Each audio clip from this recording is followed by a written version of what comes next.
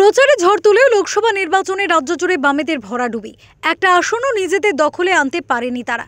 সিপিএমের রাজ্য সম্পাদক মোহাম্মদ সেলিম থেকে বর্ষীয় নেতা সুজন চক্রবর্তী, ব্যর্থ সকলেই।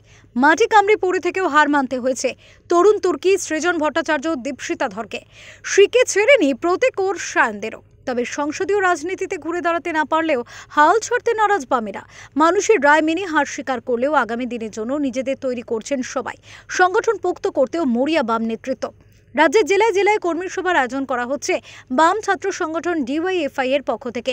তৃণমূল স্তরে কর্মীদের এক করতে কোনো কসুর করছেন না যুবনেত্রী তথা ডিওয়াইএফআই এর রাজ্য সম্পাদক মীনাক্ষী মুখোপাধ্যায়।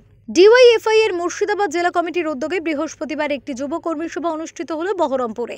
এ বিষয়ে মীনাক্ষী মুখোপাধ্যায়ের সাববার্তা, লড়াইয়ের ময়দান থেকে আমরা সরছি না। পাশাপাশি তিনি জানান, রাজ্যের প্রতিটি জেলায় এই ধরনের কর্মী সভার আয়োজন করা হচ্ছে।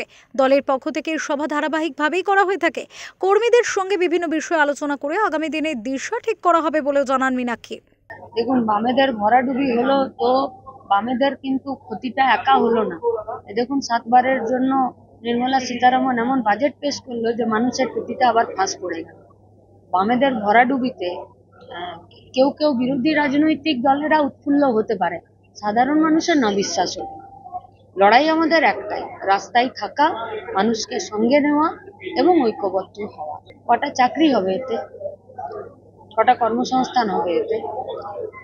আমাদের শুধু একটাই কথা, যা করছেন করুন।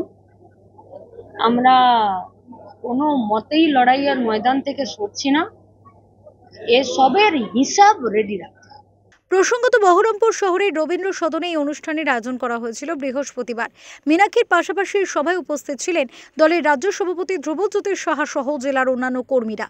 ব্যুরো রিপোর্ট, ওঙ্কার বাংলা।